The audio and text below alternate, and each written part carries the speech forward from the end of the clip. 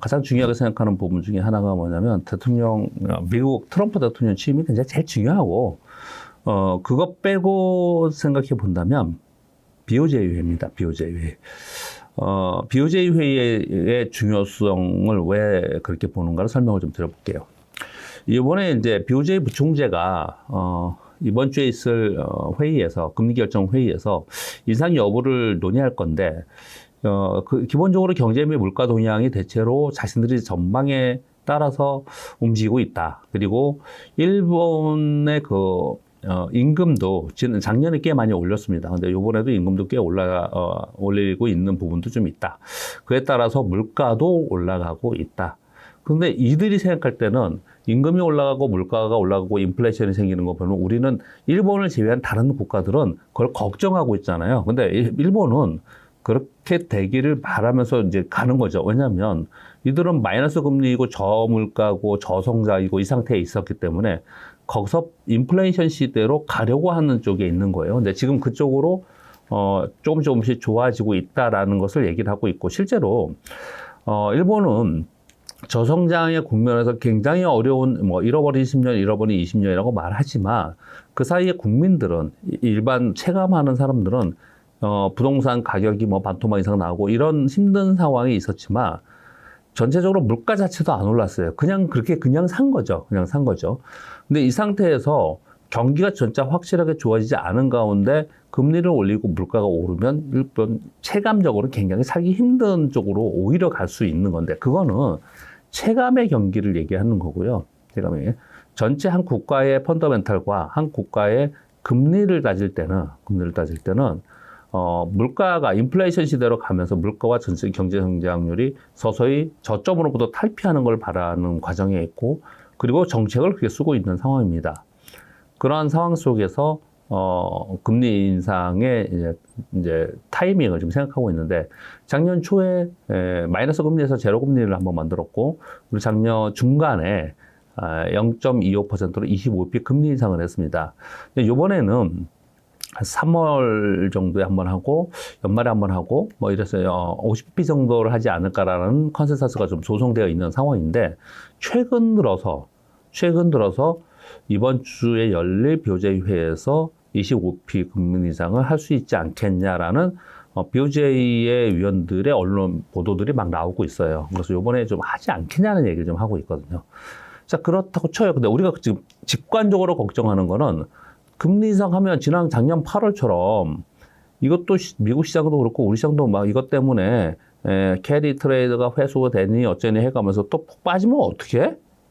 이런 생각이 들면, 그렇게 되면 어떻게 라는 게 이제 걱정이잖아요. 사실 첫 번째 걱정이잖아요.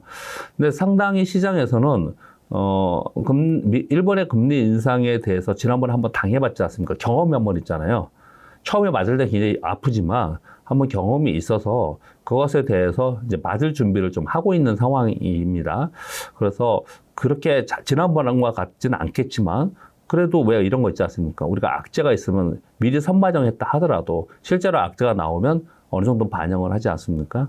근데 이 부분을 걱정하는 게 이제 우리의 현실적인 고민이긴 한데, 저는 지금 그 설명을 드리려고 하는 게 아니고 보다 조금 더 시황적 측면에서 걱정스러운 부분을 말씀드리려고 하는 건데, 뭐냐면 일본이 지금 금리 인상을 트럼프 시기에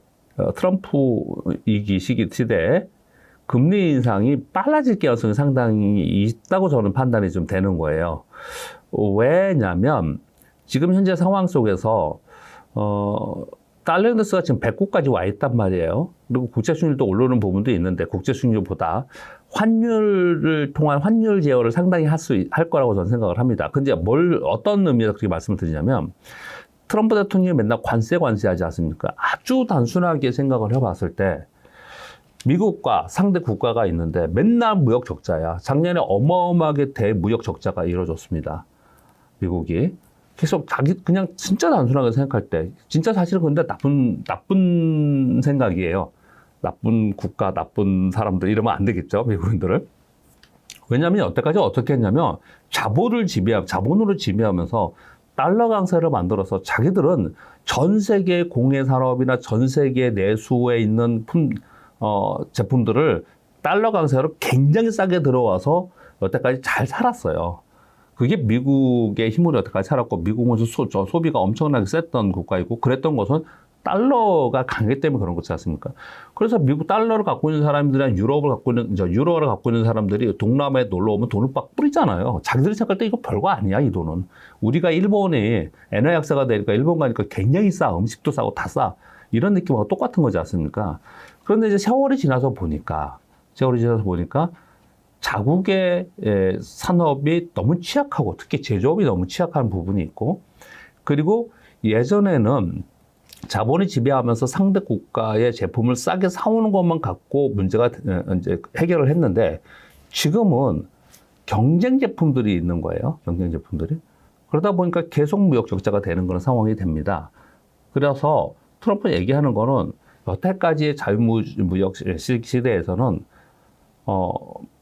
미국이 있고 상대 국가가 있으면 상대 국가의 제품을 들어올 때 좀 더 싸게 그들이 들어올 수 있도록 뭐 이런 환율에 그리고 관세에 혜택을 주는 부분이 그동안에 있었던 건 분명한 사실이에요. 분명한 사실입니다. 그러니 이제는 야, 그런 거 다 없앨 거야. 오히려 관세를 또 올릴 거야, 그쪽에. 이렇게 얘기를 하면서 관세를 올리면 당연히 물건이 더 못 들어올 거고, 그런 무역 적자가 좀 줄어들고, 막 이런 얘기들을 지금 하고 있지 않습니까? 그런데 왜 환율과 연결을 말씀드리냐면, 중국의 입장에서 생각을 해보면, 중국 당국이 그동안 방어해온 7.3 위안을 허용하는 듯한 코멘트를 지금 계속하고 있어요. 그럼 왜 그러냐? 이거는 지금 상황에서는 뭐 환율의 문제, 뭐 이런 국채 금리의 문제 이런 부분이 아니고 경기를 먼저 살려야 되는 게 중요하다고 생각을 한 거죠. 그러니까 중국이 위안화를 약세를 하면, 만약에 그냥 단순하게 생각해서 위안화가 10% 절하를 하면 환율을 10% 올려도 사실 같은 효과인 거죠. 국제 무역에서는 같은 효과지 않습니까? 그러니까 중국이 환율을 위안화를 약세로 가거나 한국 원화가 약세를 가거나 상대 국가의 약세를 만들면 트럼프의 관세에 대한 관세 정책이 그만큼 약화되는 겁니다. 그게. 그러면 트럼프는 화나겠죠. 그 성정을 왜 트럼프는 제가 정치적 용어나 이렇게 깔끔하게 쓰지 않고 존중함 쓰지 않고 좀 이렇게 우리 일반 단어로 쓰는 거는 행동 자체가 약간 일반적이지 않습니까? 아마 화나겠죠. 그러면 저는 나중에 어떻게 할 거라 생각이 되면 지난번 1기에서는 관세로 많이 했지 않습니까? 환율 얘기를 분명히 건들고 환율 심지어 조작 얘기가 상당히 강하게 나올 거라고 생각을 하거든요. 그러니까 중국은 너희들 이거 위안화 약세 조장하지 마. 환율 조작 꼭 지정이 돼. 뭐 이렇게 계속 예전에 우리 많이 들었던 그렇게 했을 가능성이 굉장히 높아요. 근데 그 중에서 달러를 약세로 또 만들면 되잖아요. 근데 한 국가의 펀더멘탈인데 유럽이 잘 살면 중국이 잘 살면 일본이 잘 살면 또 달러가 약화되는 건데 그런 걸 바라는 건 아니잖아요. 그러면 당연히 달러 인덱스를 떨어뜨리게 하는 요인이 여러 가지가 있겠지만 유럽이 좀 올라오는 부분도 있고 여러 가지가 있겠지만 그들 국가의 환율이 올라가면은 그렇잖아요. 근데 그들 국가의 환율이 위로 올라가는, 즉 그 상대 국가의 통화 가치가 높아지는 방법 중에 하나가 금리를 올리는 겁니다. 금리를. 그럼 가장 말 잘 듣고 그리고 금리를 올리고 싶어 하고 가장 미국의 재무부와 소통이 긴밀한 일본이 금리 인상을 하면서 엔화 약세가 되는 부분들이 달러 인덱스에 엔화가 비중은 작지만 들어가 있지 않습니까? 근데 심리적으로 상당히 영향을 줄 거 아닙니까? 그리고 수급적으로 영향을 줄 거 아닙니까?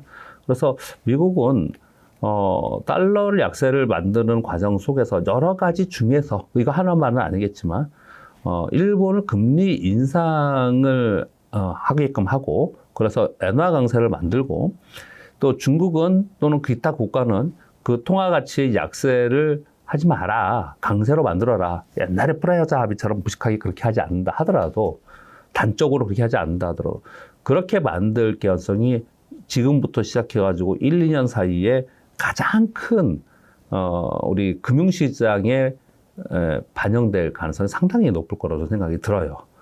자, 다시 돌아가서 그래서 이번에 BOJ에서 금리 인상을 이번에 25bp 하는지, 그리고 필요코 트럼프가 됐을 때 일본은 금리 인상을 그 사이에 꽤 할 거라는 생각이 듭니다.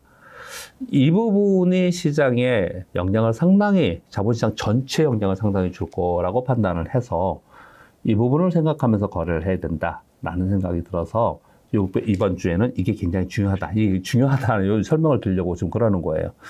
이번 주에는 이제 BOJ가 굉장히 중요하다 이렇게 보고요.